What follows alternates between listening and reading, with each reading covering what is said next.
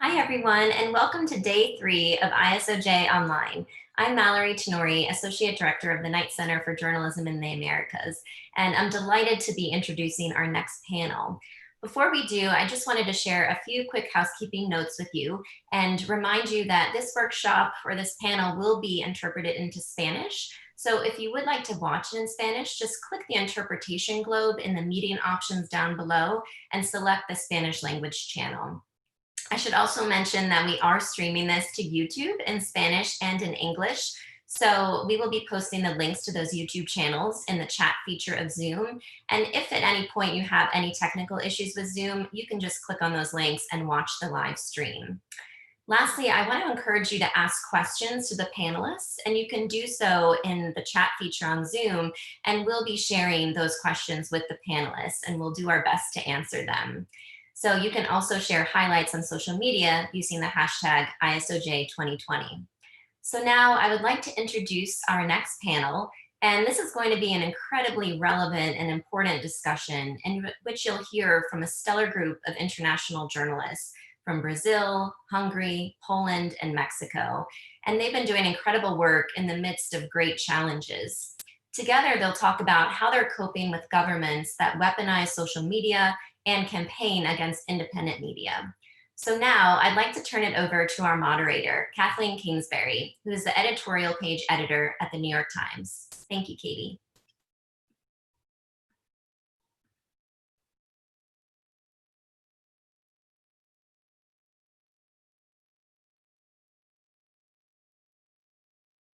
Hello, thank you so much for being here. I'm Katie Kingsbury, the editorial page editor at the New York Times.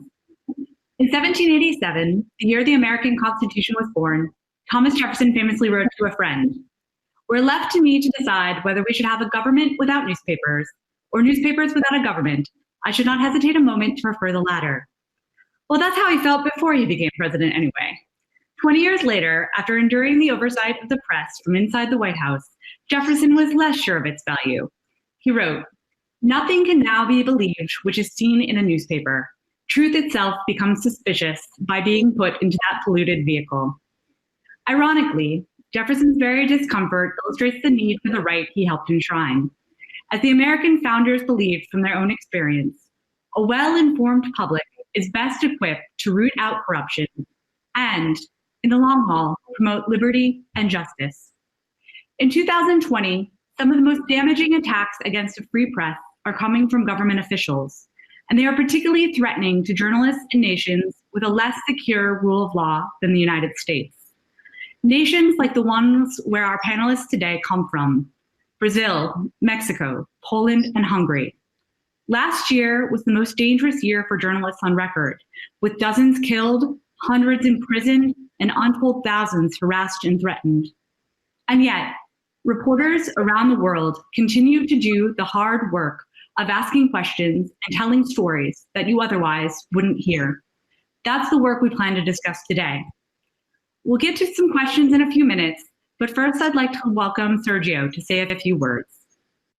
Hello, thanks for this introduction. I start my participation by thanking Rosenthal Alves, the man with the plan, and the International Symposium on Online Journalism for inviting me. Of course, I'd rather be in Austin, but the pandemic is keeping us from being together, so I say a warm hello to my colleagues, Anna, Kathleen, Juan, and Peter.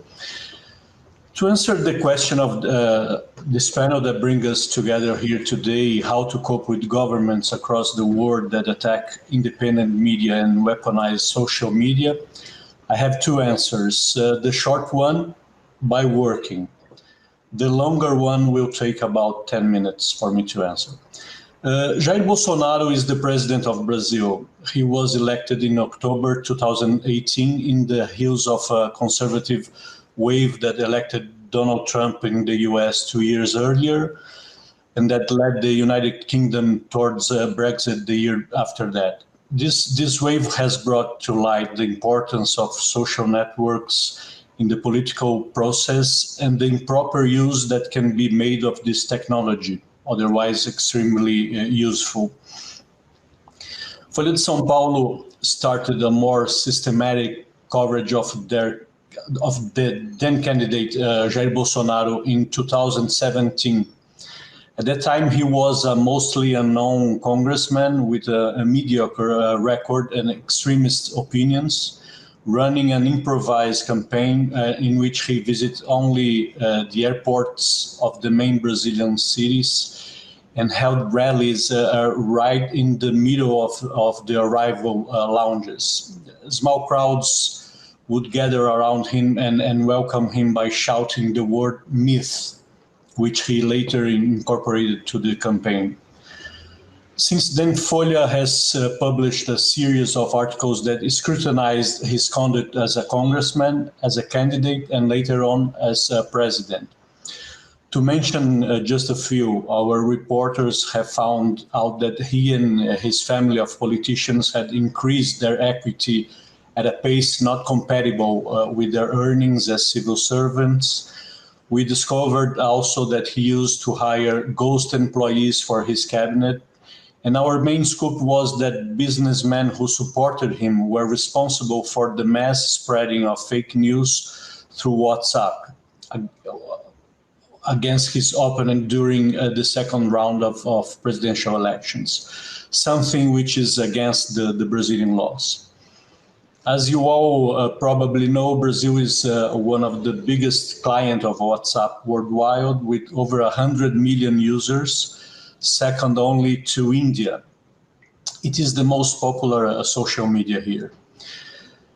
That scoop, the mass spreading of fake news, by the way, was all merit of Patricia Campos Melo, who has just been awarded with the Maria Morse Cabot Prize for her investigative work.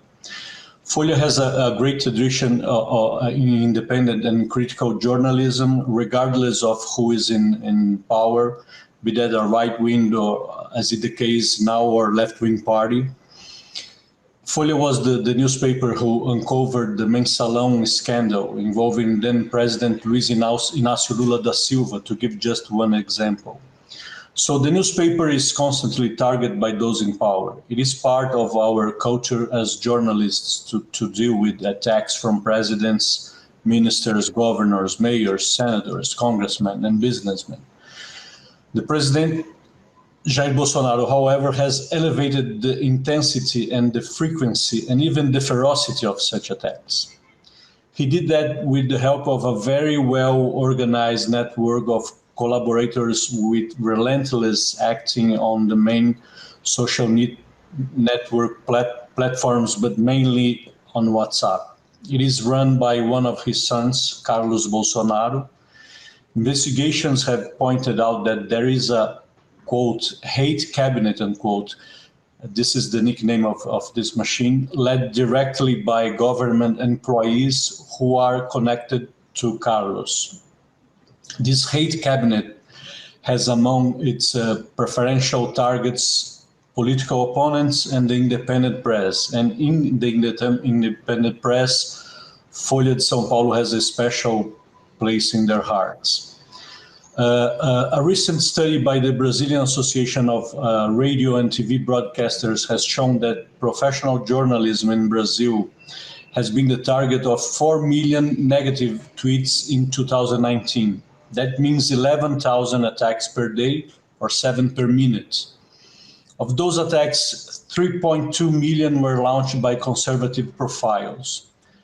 Another survey by the group Reporters Without Borders has shown that only in the 3 first months of 2020, President Jair Bolsonaro had verbally attacked or offended the press 32 times, an average of 1 attack every 3 days. 15 of them were directly nominally at journalists, 5 of whom were women. Patricia Campos Melo is, according to this report, one of the favored targets, and according also to the report, she's one of the main preferential victims of what they call the Bolsonaro system.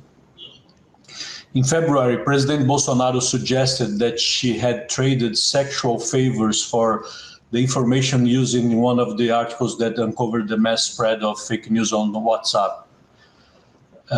quote, she wanted to give the whole, unquote, said the president on his way out of the Palácio do Alvorada, where he resides, making a shocking pun with the word whole in Portuguese, which in Portuguese can be interpreted either as a scoop, as a journalism scoop, or the female sexual organ. In the same place, in another occasion, President Bolsonaro got out of his official car with a comedian by his side who was dressed just like him, imitating his voice and gestures, and asked him to speak to the press in his place. In the now famous cabinet meeting of last April 22nd, whose recordings had been released by a justice of the Supreme Court for containing offenses to the members of that court, Bolsonaro calls these newspapers, pardon my French, that shitty Folha de São Paulo, and says that whoever from his team got praised by the newspaper would lose their job. We have a collection of such insults. I will show you just 1 minute, a selection of them, so we can get the idea. O senhor tem uma obsessão com a Não, Folha não de São tem, Paulo. ela que tem por mim. Folha de São Paulo, Folha de São Paulo. Você da Folha, pra você da Folha, vai. Na Folha também tem. Folha de São Paulo, tá, da Folha? Da Folha de São Paulo. Mas não adianta que a Folha... Tem Folha de São Paulo! Conclusão que se tira tudo disso aí. Geralmente a Folha de São Paulo começa com tudo. Toda a fonte do mal é a Folha de São Paulo. Não é verdade. Primeiro, você da Folha de São Paulo tem que entrar de novo numa faculdade que presta e fazer um bom jornalismo. Determinei hoje que seja cancelada a assinatura da Folha de São Paulo aqui no âmbito do Poder Executivo, sem ideia de perseguição. Detalhe. Queremos a imprensa livre, mas com responsabilidade. Queremos a democracia e queremos viver em paz. Seja lá o que for. Então o senhor não quer que esse jornal acabe? Eu não entendi a tua pergunta. Que jornal? A Folha de São Paulo, Folha de São Paulo, a Folha de São Paulo. Se eu falar que está superdimensionado aqui, vai dar manchete nesse lixo chamado Folha de São Paulo, né? Eu quero elogiar hoje, para encerrar, né, o jornal A Folha de São Paulo. Na Folha publica, todo mundo replica.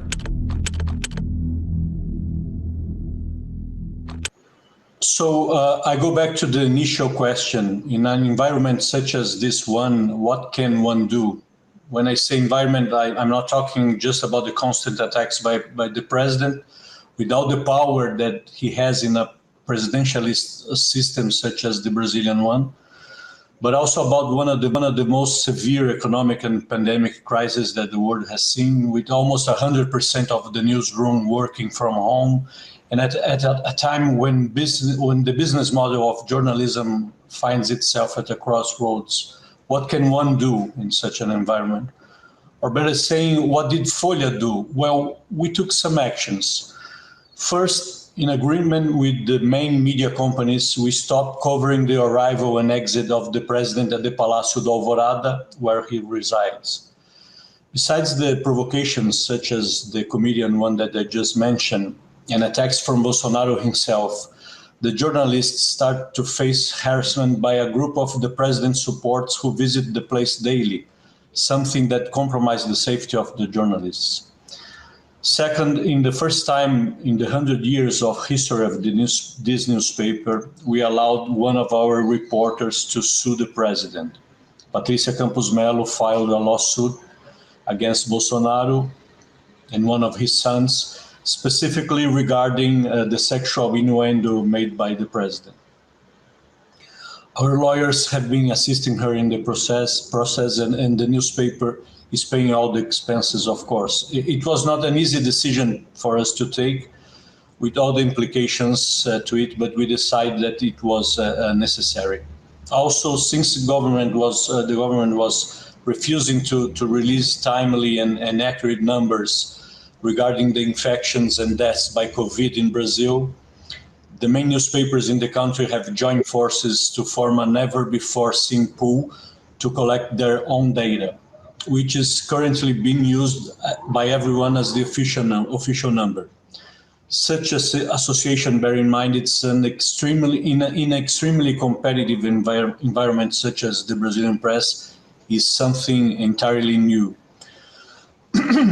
Sorry, on top of that, just a few weeks ago, we have released a campaign in defense of democracy, Folha has rescued the historical role that we played in the late days of the military dictatorship in the 80s, by then defending the return of direct elections. And we launched 3 actions. We have put together a free course taught by specialists and aimed at the younger audience to explain what was the Brazilian military dictatorship.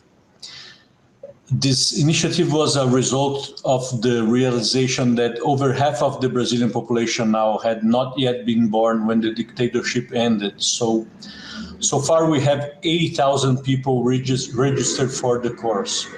We launched a website, a sort of dictatorship 101, explaining how vicious that regime was. A regime, by the way, that it's defended by President Bolsonaro every chance he has. And in a more symbolic action, but with meaningful institutional impact, we have changed our slogan, which is a newspaper at the service of Brazil, to a new one, a newspaper at the service of democracy. A phrase that will remain in our headers until the next presidential elections in 2022. And last but not least, we have reinforced psychological and legal support for our team, reinforced security and training for how to behave and how to react on social media. The readers have rewarded us so far. It is still early to talk about a Bolsonaro bump, but the fact is that our digital subscriptions have skyrocketed in the last 2 years. At each attack from President Bolsonaro against us, the pace of new subscriptions multiplies by 5 and sometimes even by 10. Most of the new subscribers are young people who had never read newspapers before, leave alone paid for that. In April, our record, we had 73.8 million unique visitors on Folha's website. That represents a third of the Brazilian population. Whenever possible, I repeat to my young editorial staff, where half of the reporters are under the age of 30 years, that we do not oppose the government. That is not our role. We must report on the government with exemption and independence, as we have done with all the previous presidents since the reestablishment of the Brazilian democracy. But I also say that we must act without fear. To quote Marty Baron, executive editor of the Washington Post, who visited us at Folha 2 years ago, we are not at war, we are at work. And we are not planning on leaving anytime soon. Thank you. Hello, and thanks for having me. My name is Peter Erdelyi. I'm a senior editor and director at 444.hu. We are an independent news portal in Hungary, founded in 2013. We have around 500,000 daily and 3 million monthly readers, and we won numerous awards for our investigative journalism. Let me start by giving you some context about Hungary and show you a picture.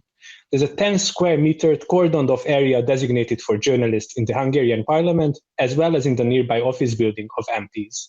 Reporters are not allowed to interview MPs practically anywhere else in the buildings of the National Assembly. This makes questioning politicians and officials in the corridors of power physically impossible. It's not always easier to ask questions outside the parliament. One MP from the ruling Fidesz party had local police investigate journalists for harassment after they asked questions about his hometown as they followed a story about his hidden assets.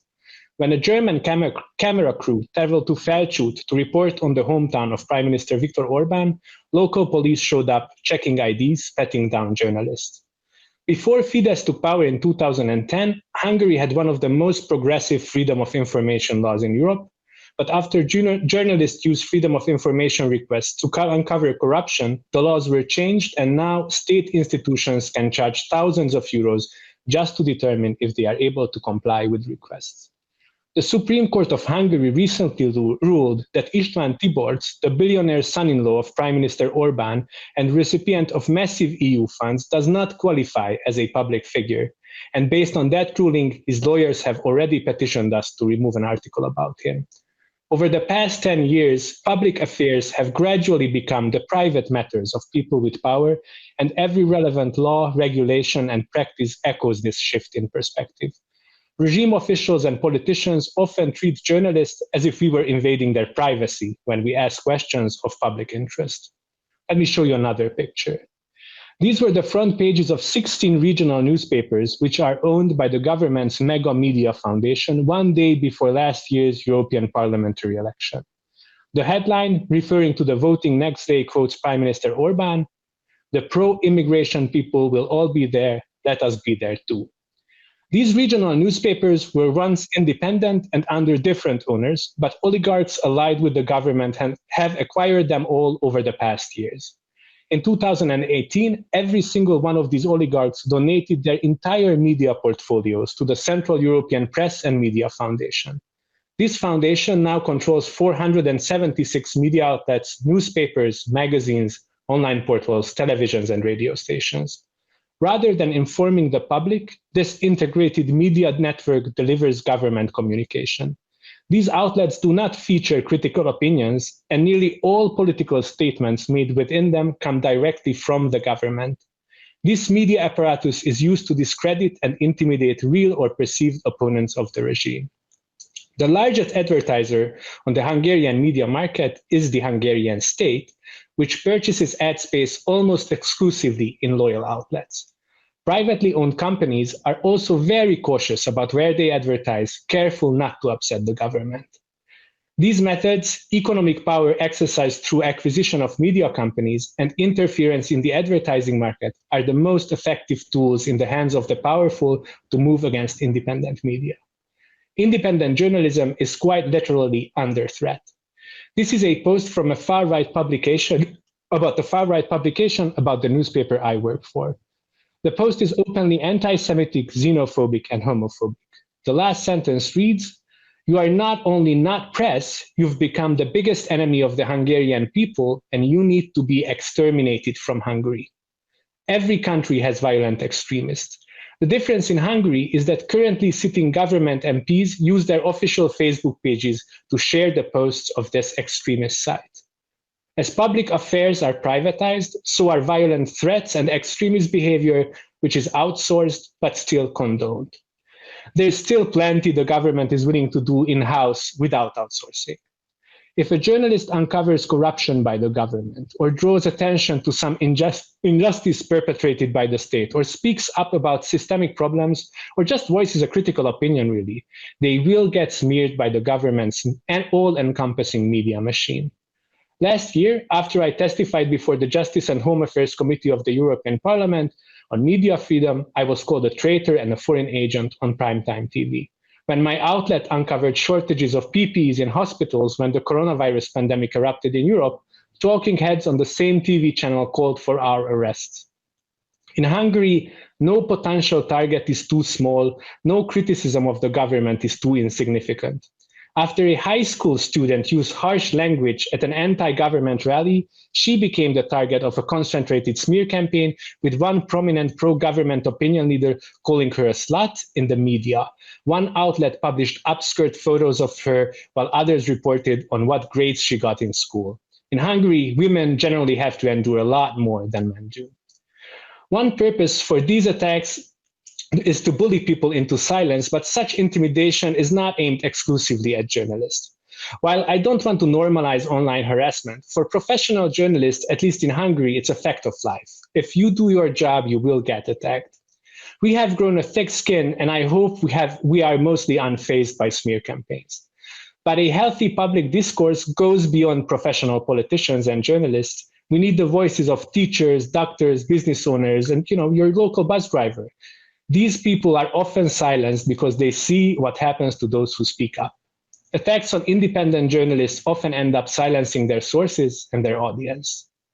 At 444, we have put some protocols in place to cope with these intimidation attempts. Our staff is required to report any threats they receive, be it through email, on social media, or anywhere else, and we notify the authorities when warranted. We have practiced for various scenarios and prepared for what to do if someone heckles you when you're out on assignment or just with your family. These are not perfect solutions, and they won't stop the attacks, but they do help us to keep our reporters safe. Just knowing that there are things we can do helps us alleviate some of the psychological burdens associated with these attacks.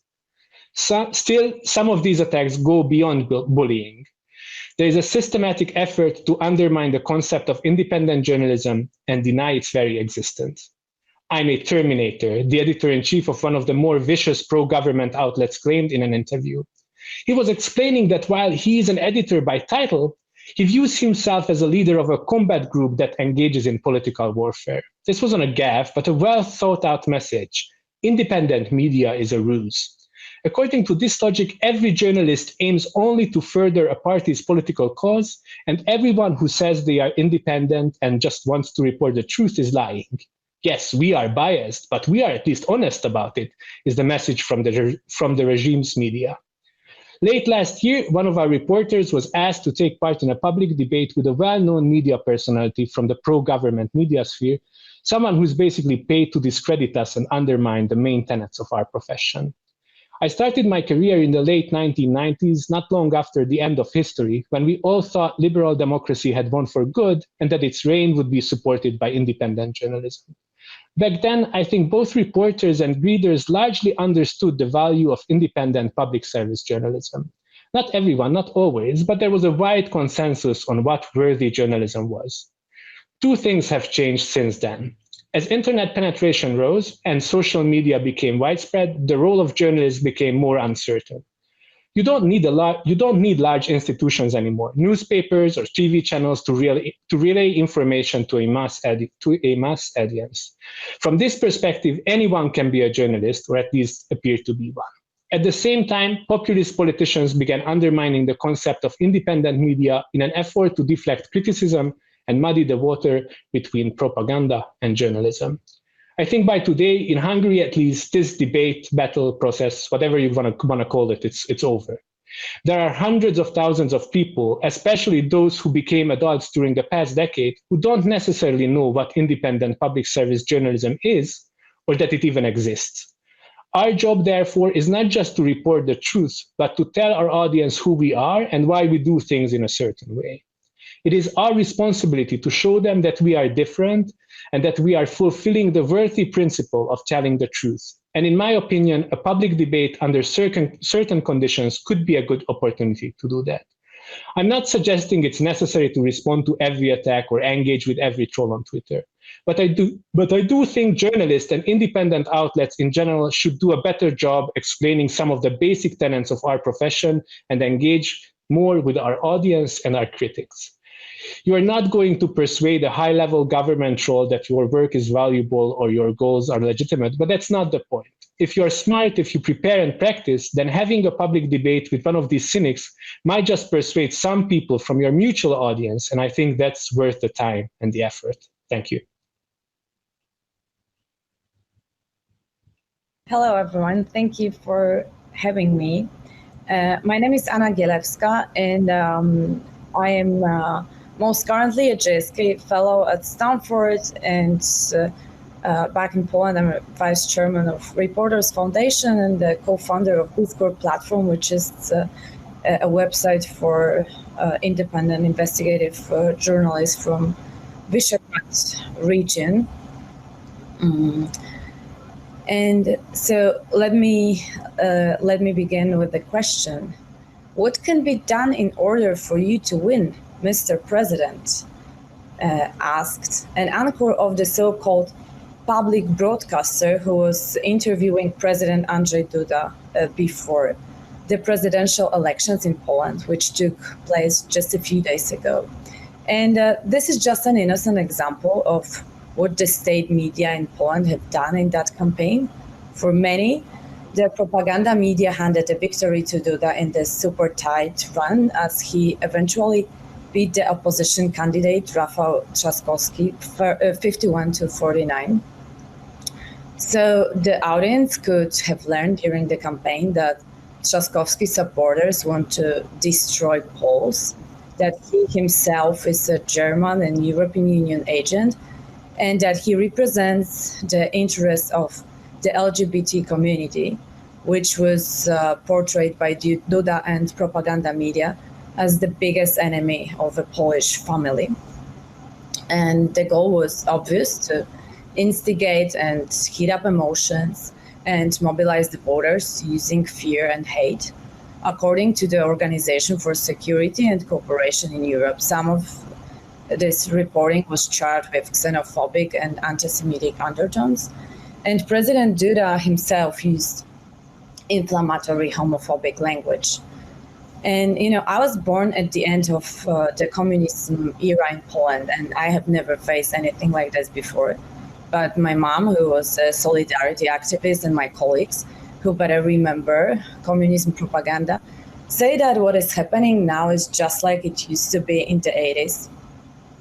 Poland, like other Central European countries, is experiencing some of the most significant challenges to democracy since the fall of communism in 1989. The country that used to be called as the great example of a democratic transformation now is struggling with fundamental freedoms, including press freedom, which has dramatically decreased since 2015, from 18th to 62nd position in the latest Reporters Without Borders Index. So public attacks on media by prominent politicians encouraging hate speech against journalists have created a hostile environment for independent reporters. Calling journalists as foreign or Soros agents is a new normal. And this is actually exactly what our Hungarian friends had told us a few years ago to expect. By constantly diminishing the stories they don't like and refusing to answer questions, populist politicians become immune to any scandals. As they always repeat, this is just an attack on us by the bad media. And they use financial and legal threats against reporters. They limit access to public information. They fuel pro-government media with money from state-owned companies. And they organize disinformation campaigns on Facebook and Twitter, hiring troll farms and using propaganda and disinfo playbooks. And now, after the presidential elections, the ruling party has secured its power for the next years. And one of their first announcements is to fix the media by introducing new law to carry out the renationalization of the sector. And it obviously aims to limit independence of the private outlets, especially foreign publishers. We established Reporters Foundation to support investigative journalism in Poland and to work on cross-border stories as a part of some international networks. We also run V-Square, a platform where we publish stories with our partners from Hungary, Czech, and Slovakia. And I think and see that this Polish landscape sounds familiar to many of us. The biggest problem is that the populists and propagandists across the globe, from Central Europe to the US to Brazil and South America, are just more effective than journalists. By showing a simple, primitive word, finding new enemies, heating up fear, and increasing polarization, not respecting any rules, they just change the societies. And they got a powerful tool, disinformation and propaganda campaigns on social media platforms that boost their manipulative effectiveness. And this has resulted in a situation where, for many, there is no clear difference between organized disinformation and reliable information, like no clear difference between independent journalists and propagandists. And amid growing polarization of the societies, no one seems interested in the truth anymore. We tend to repeat that the journalism is so much needed, but at the same time, it is so little valued. It's like a public good with not much public support. And our challenge is how to change it for the better. So I think there are some directions we can explore more. First, and quite obvious, it's an international collaboration and support. So the stories can attain a broader impact, and it's harder to silence journalists in their countries. Then legal support of the international organizations, and not only journalistic organizations, but also, for example, advocacy organizations. Then money, of course, and I mean here not only money for stories, but also for strengthening the organizational position of the independent outlets, their leadership and sustainability. Maybe we should discuss more ideas of a global fund for public interest journalism. Another direction that I would like to highlight here are cross-sector partnerships. a stronger cooperation with watchdog and advocacy organizations, academics, OSINT experts, especially in investigating and exposing disinformation campaigns. That was actually my special focus in the last year at Stanford. I have worked on a project in this field and cooperated with Stanford Internet Observatory, and would be more than happy to discuss it more in the Q&A part. And I think we also need a serious discussion on ethics, especially on how to approach the biggest tech platforms that boost populists across the globe.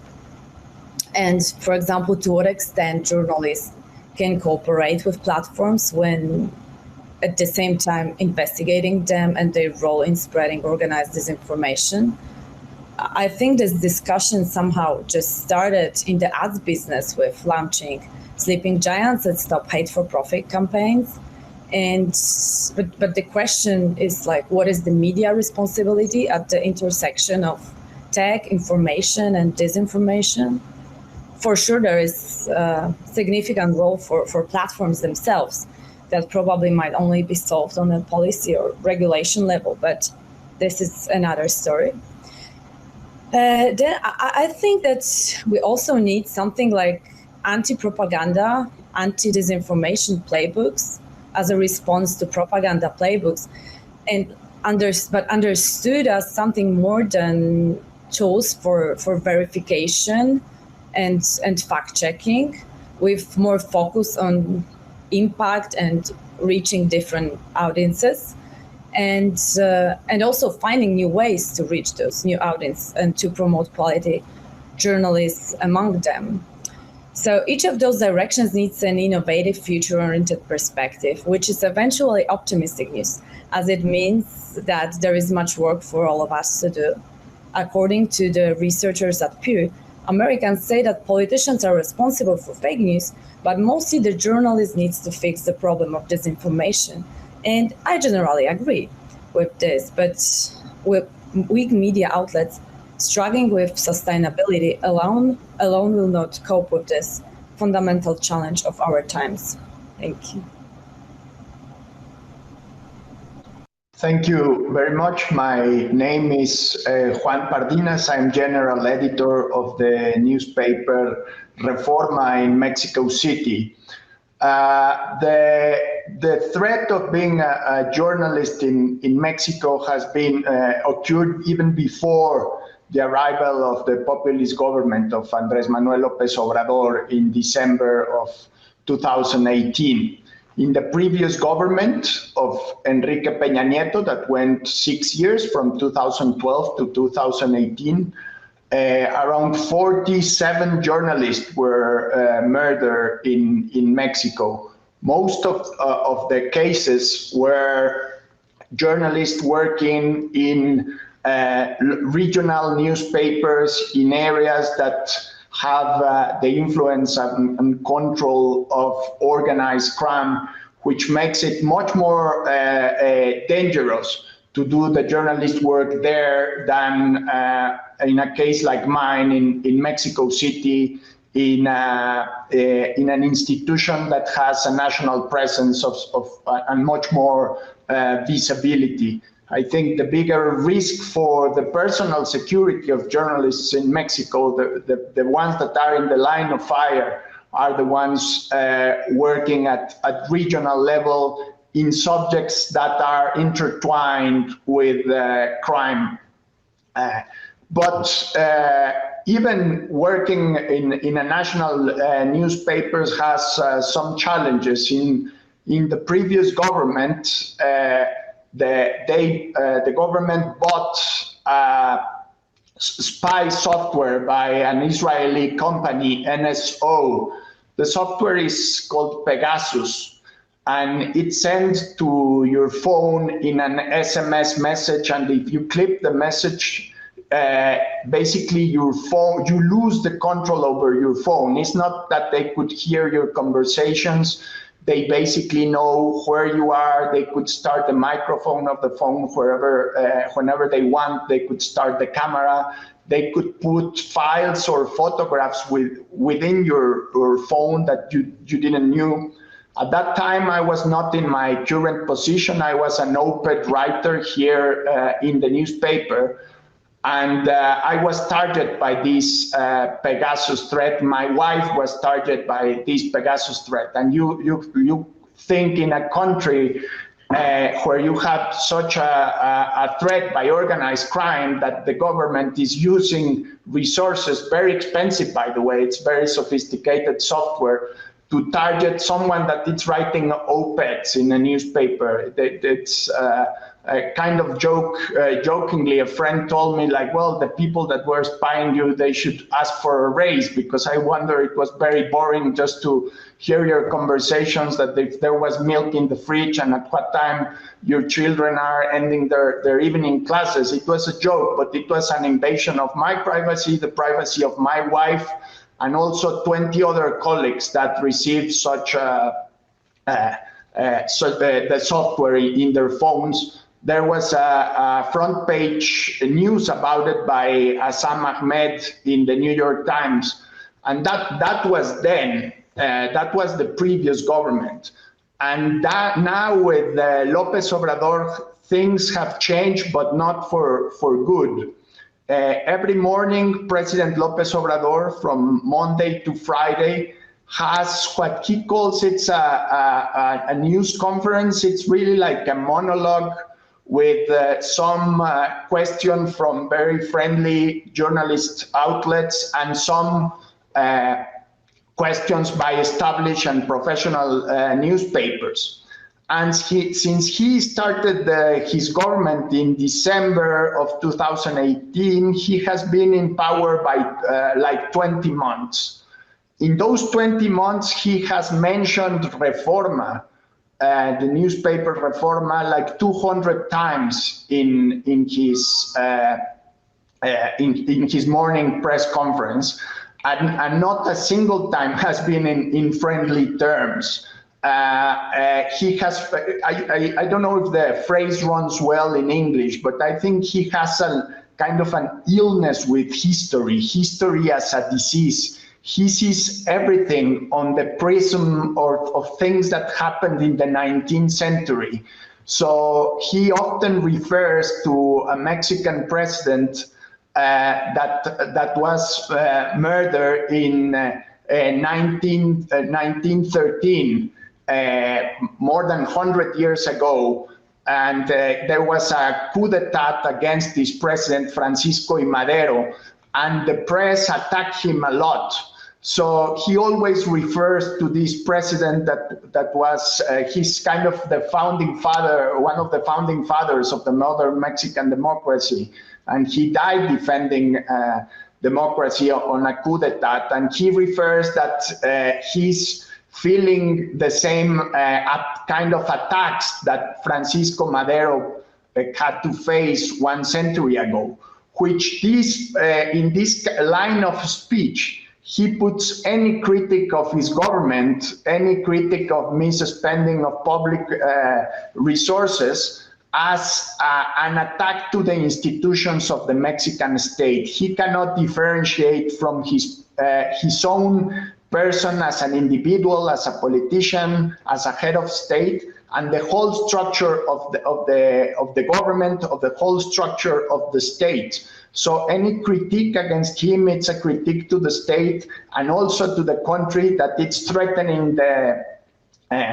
institutions. So if you see the Twitter attacks towards Reforma, you will see that it's they push the argument that we are doing these critiques in order to foster a coup d'etat, which is I think it's offensive. It's this, as Sérgio was saying with the Folha de Sao Paulo, which is a great line. We are here to defend Mexican democracy. Reforma has been a critical newspaper since it was born 27 years ago. And the institution, the company, was formed more than 100 years ago, and we have this tradition and legacy of critical newspapers. But now doing journalistic work in Mexico in 2020, if any criticism to the government, you become a prensa golpista, no? Like you are creating a kind of a socio-political context and narrative to push for a change in powers, for breaking the constitution, for breaking the law, which obviously it's not, absolutely not in the agenda of the newspaper. López Obrador won with 30 million people, with 30 million votes. No one ever had received so many votes in the history of the Mexican democracy. The closest president that won with on a landslide, it was like close to 20 million votes. No one had ever had a total majority on the elections. He got 53% of the voting. So basically, through a very successful candidacy, 20 years on the making, he destroyed the political system on a democratic way, let's say. He basically, the previous political parties that usually held power and contested in elections were totally devastated at the polls. So his political life, all his political life, he ran against certain political enemies. All those enemies disappear from the landscape in the election of July of 2018. So the single adversary that he found on the landscape was the newspaper Reforma. And that's how we became, I would say, an obsession, because in 20 months we have been referred by him like 200 different times. I'm amazed of his memory, because sometimes he mentions stories that the newspaper published on him that were published 15 or 16 years ago. Myself, I cannot remember what I wrote 15 years ago. But if there was a critical article against him in 2004, he could tell you exactly what the article said. And he brings that into the narrative that we want to reestablish the previous powers, the previous political system that, as I said before, it was very dangerous for journalists, it was very corrupt, but the solutions that this new breed of populism is presenting are not much better and doesn't make us feel any safer.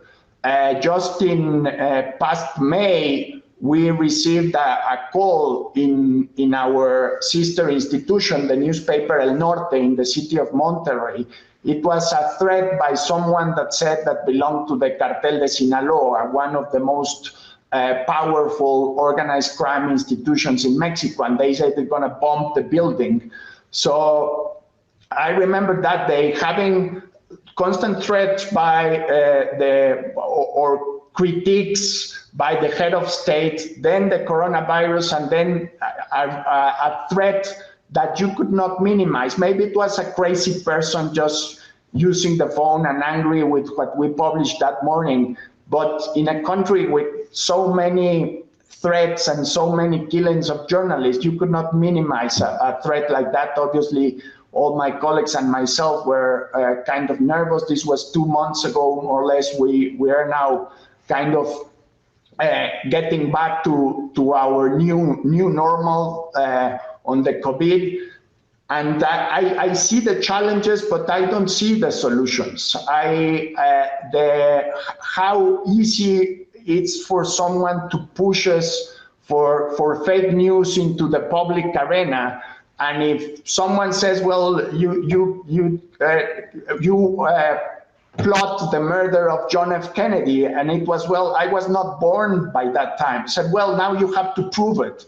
So discussions go into a mindless path that you have to bring your certificate of birth to prove that you didn't try to plot the murder of the US president in 1963. And the conversation, how you walk back these kind of conversations to a rational path where reality is the point of reference of the conversations. So we really, I think every generation had its challenges, but as journalists in the first 2 decades of the 20th century, we really have a very tough challenge. How put reality as a point of reference of the national conversations, of the global conversations, how to resist this kind of lies and smears that at some point stick, and then you have to defend from these attacks. There was an interesting piece some months, maybe a year ago, in the New York Times about how comedians were dealing much better with Trump than journalists, because they don't have to put up with so much BS of the president. They could just go and direct and say, that's BS. We should not take it as real.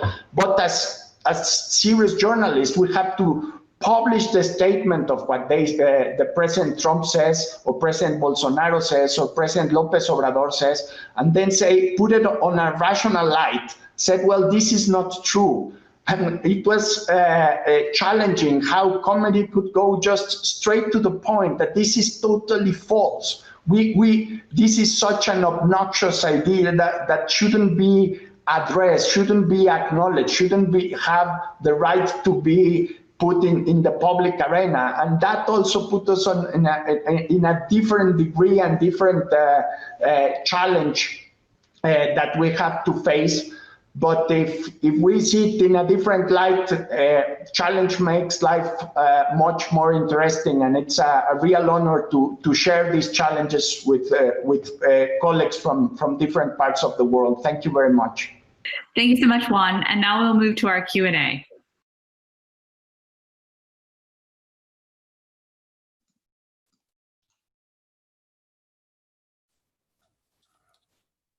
Hi, everybody. We're still, I think, waiting for a couple of our panelists to join us. But I wanted to first of all, thank you all for being here. And thank you so much for the work that you and your organizations do on a daily basis under what are incredibly trying circumstances. I wanted to start with Anna. Anna, you said in your remarks, I was struck by the fact that you had learned from the experience of Hungary, and you were calling for more international collaboration on some of these questions. Just given how many similar patterns we're seeing, I'm curious if you have any advice or vision for how there could be more international collaboration. Sure, thank you for this question. Actually, I think that's really one of the, the main directions for us, because what we've learned when establishing V-Square, we began it like in 2016. And that was a moment when we first really started to follow what's going on in our countries, and how, and then realize like how much populist politicians cooperate with each other. And for example, how the Polish government is just, following the path of Viktor Orban. And that was like the beginning of our understanding that we need to cooperate with each other. So also to investigate how and to what extent populist politicians globally cooperate with each other.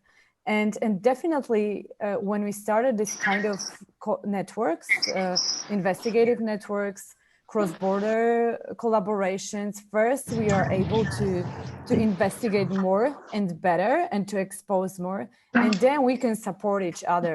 And this really means a lot because it's always harder to silence journalists in one country if 5 or 6 countries, like journalists from 6 countries, let's say at the same time publish the same story with a different angle. So that's like, just for the beginning, some remarks. Thank you. We are still taking questions from the audience. I'm monitoring those questions right now, and I'll ask a few as we move on. We don't have all that much time for questions, but one of the themes of all of your different segments was really the role that social media and tech platforms play. And I was hoping we could talk, Sérgio, you mentioned WhatsApp. Obviously in the United States, we see the effect of Twitter and President Trump, Facebook. I think almost everyone mentioned this, but can we talk a little bit really as a group, but maybe Sérgio, you can kick us off about what responsibilities tech platforms have in this spread of misinformation? That's a very good question. We as a newspaper fight about this a lot. In our understanding, all the big new media companies or tech giants, as you will, they are fighting the responsibility of being a media company. They want all the credit, but not the burden of being a media company. And it's what Facebook and Twitter and Google and Instagram, WhatsApp, whatever you LinkedIn, what they do is they run advertising on the side of content. That's by definition the classical definition of a media company. So yes, to answer your question, they are responsible for the content that they run, but they don't want to be responsible for that. And I mean, when you have in Brazil such a penetration, a giant penetration of WhatsApp, it's the second largest country in the world in users of WhatsApp. And in the case of WhatsApp, there's an additional complicator. It's a dark social media because it's not a public social media. You don't know what's going on in all infinite groups of WhatsApp. And they are influencing the elections all over the world. Certainly, they are influencing elections in Brazil. And there is really, as a journalist, as a newspaper, there's not much you can do about it. I'm curious if others have any thoughts about, Anna, you talked about maybe an ethical guidebook for these platforms. I'm curious if other people have suggestions for either legislation or other ways to push tech platforms to avoid the misinformation that we see interfering in so many democratic elections. So can I jump in? Yeah, thank you. So, I think there are a few dimensions of how we can see the problem of the platforms, because that's a really complex issue. So obviously it can only be regulated somehow at policy level, whether in the US or in European Union. But the other issue I always try to suggest to discuss is what is the media and platform relation, because platforms will do it as their business, so they don't feel like they have any ethical responsibility.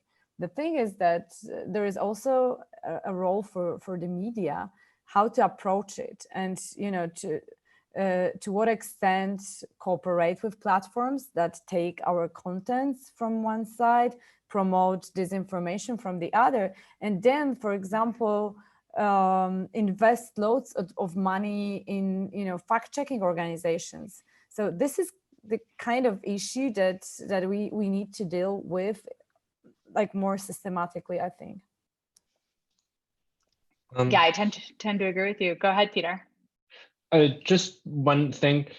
For us, this is a very divisive issue. Even within 444, there are people with varying opinions on how to approach this. But my perspective is policing speech, be it on the end of the platforms or governments that are mandating the platforms to police speech, will always be problematic. I'm not saying that it's not. There are things that needs to be policed. I'm just saying there's always going to be these problems. I think what platforms should definitely do is police inauthentic behavior in terms of someone who's saying something or appearing as someone who they are not. These organized networks that are spreading misinformation. And I think the way to tackle that is to catch the inauthentic behavior, not necessarily the misinformation they are spreading, because lying itself, I'm not sure that should be, disallowed. I think I just don't see it how you can police it in a good way, but you can enforce people only representing themselves in a true way and not, hiding behind, personas that are not authentic. So this is just my take. I think if I can jump in, I think that the kind of regulation that European Union is trying to do now it's a good answer to this kind of conundrum that we are in. We are usually not, journalists are not usually pro regulation as much, but in this particular case, I think it's a start. We are starting to discuss this issue in Brazil right now. We are far away from where Europe is now, but I think you guys are are leading the way in this issue. Just one thing to add here. There's a discussion. There's an East and West divide, I think, within the EU. I think many of the Western and more richer countries, the established democracies, are in favor of some EU regulation or national regulation. They want the government or the EU to step in and regulate, whereas for Eastern European countries, or at least for Hungary, the idea that instead of Facebook, the government is going to create rules on what can be said or not said on Facebook is even more scary. I'm not saying it's good that the way Facebook regulates it. I'm just saying that the prospect that the government is going to step in, it's scarier. I think that there are several of us on this call that can relate to that concept. I want to turn to a question we have around whether business models that so much of the press still has that rely on advertising, whether or not, particularly in countries where the government has so much power around advertising, whether or not that complicates your relationship with the government. The question is specifically about how the government of Mexico has influenced your business, Juan. I don't know if you want to jump in on that. Yeah, thank you, Kathleen. Since Reforma started, Grupo Reforma started 100 years ago, the business model depends on the readers and the advertisers. There's a very unhealthy tradition in the Mexican journalism that the Mexican government, no matter which government, this applies for decades, invests money in newspapers, in TV channels, in radio networks to promote things that would be absorbed in more developed democracies, using taxpayers' money to have an advertising that the government is concerned for your safety, that the government built this highway, that the government is always thinking how to improve the connection of Mexico towards the world. This is common in Mexico, that the government invests.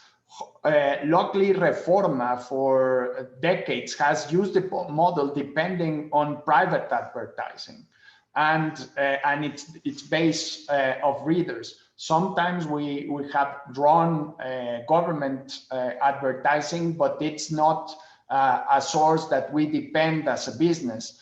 But for example, in the previous government, one newspaper from the competition received around $50,000 a day, more or less, on government advertising. And this kind of run for the whole fiscal year. So I could imagine how many journalists you could hire with such an amount of money. It was more than $1 million a month, close to $1.5 million a month on government advertising. Now, these newspapers that depend heavily on government spending are going through a very, very difficult time, because with the economic constraints due to the pandemic, now they are really facing the tough reality that the newspapers should depend on its readers and its advertisers to survive. So we are in a much more comfortable position to brave these waters than much of the competition in Mexico. And there are different points of view here. How many newspapers will survive in Mexico if you take government advertising totally out of the picture? And obviously, we are concerned of to preserve a rich ecosystem, to have a competition makes us better, to have regional newspapers. Also, it's really important. But what happens when those newspapers depend totally on the budget of the state government? So I think that's an added challenge for political systems, where it's okay for the government to use taxpayers' money to buy advertising. I'm curious, I want to throw open this question of financial sustainability to the group, because we have a question here from from Guatemala, and a couple of other questions seemingly from Europe about this question, a financial model that isn't dependent on government funds, and whether or not, obviously the New York Times, we have found that a subscription-based model is one of the means for our success in a more digital world. So I'm curious what other people on the panel have found is the way to fund your journalism. Yeah, well, of course, in Folha, we are aiming at the New York Times model, digital subscribers first as a goal. And to go back to the question that my friend Juan Pardinas was answering, government advertising was never a big chunk of Folha's revenue. At its most, it was between 5 to 10%. The three branches of government and including state governments and local governments. So we have more than 10,000 private companies advertising in Folha right now. So it wasn't never a big issue when the government said we are not going to advertising anymore in what they call extreme press, such as Folha. So to be clear on that point, but of course the model that we are aiming right now is the New York Times, is the golden standard model. Right now is the New York Times model. I think everybody is trying to reach that kind of equation where you have most of your revenue coming from direct digital subscribers. We are in the midst of that transition. So we've been relying on advertising when we began. We never received any government advertising. So the paper started in 2013. The current government was in power back then. And I think they were not fans of us from the get-go. So no money. There was no threat of receiving any money from the state, to be honest. And then, but by 2017, I think because of the government's interference in the advertising market, we realized that we needed to move toward a reader revenue sustained model. And the current pandemic just propels that a lot, because digital advertising revenue, at least in Hungary, collapsed big time. So while we were planning like a gradual shift, being smart and cautious, we are now forced to change some of our sort of basic business models, and we need to rely on our readers more. The only reason we were able to retain our staff and not fire anyone since the beginning of March was because while most of 70% year on year, the advertising money was gone, but we asked our readers to step up. We reached out and we said, we are in trouble and we need your help. And their donations skyrocketed. And that enabled us. We had to introduce some cost cutting, but we were able to keep everyone on, staff because we got more money from our readers. I would also, Oh, sorry, please go ahead. I would just like to add that sure, like subscription-based model is probably the most desirable. At the same time, what we find that it might be also a little bit vulnerable to polarization, because when like people want to pay when they, sometimes when they are willing to pay, it means they expect a special type of content. And I would just quote, Professor J. Hamilton from Stanford, who wrote a book on democracy detectives. And he says that there is a gap between what people need to know and and what they want to know and like to know. And I feel like just to focus on this gap, there is still a high need for some independent small outlets to really strengthen their NGO model and to be more like NGOs than media companies. And it means also international financial support from the biggest donors, maybe kind of new fund for global a global fund for investigative journalism would be another important source of income for media organizations in the future, because still like subscriptions model have also some limits.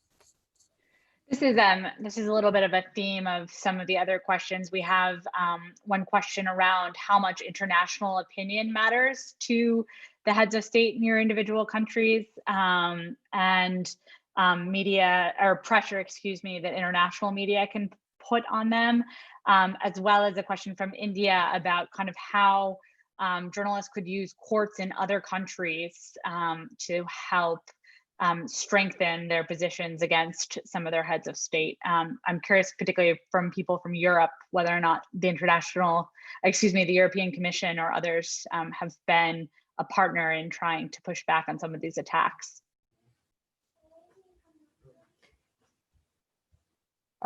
Okay, so I think international opinion is super important. Still,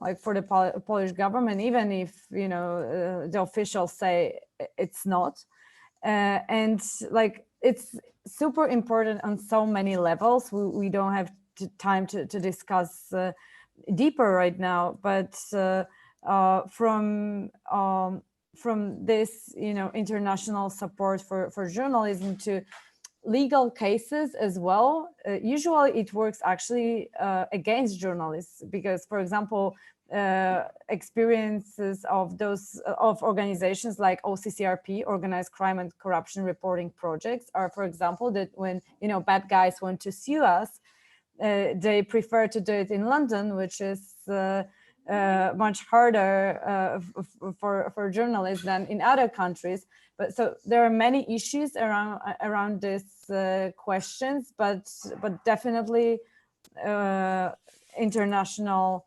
collaboration, support, response is more than important. It's super important. I think the toxicity of the speech of Donald Trump in the US somehow has diminished the gravitas of the international press in the public debate in Mexico. In previous governments, an article by the international press really created the fear in a member of government, in the president. Now, a few months ago, in a time lapse of 48 hours, the El País from Spain, the New York Times, and I think it was the Wall Street Journal, ran a piece with a very similar narrative, that the amount of people dying from COVID in Mexico City was about 3 times the official data. And the response from government, from the perspective of a newspaper, it was an absurd narrative, as if these three newspapers were plotting together against the Mexican government. This kind of absurd narrative of the New York Times, the Wall Street Journal, and El País deciding when to publish the story to affect the Mexican government, that would have been seen in the national debate as totally stupid. And now some people really took credit about it and discredit these very respectful newspapers. I was kind of amazed how the government and the global narrative against institutions like ours permeated the influence of the international press in the Mexican debate.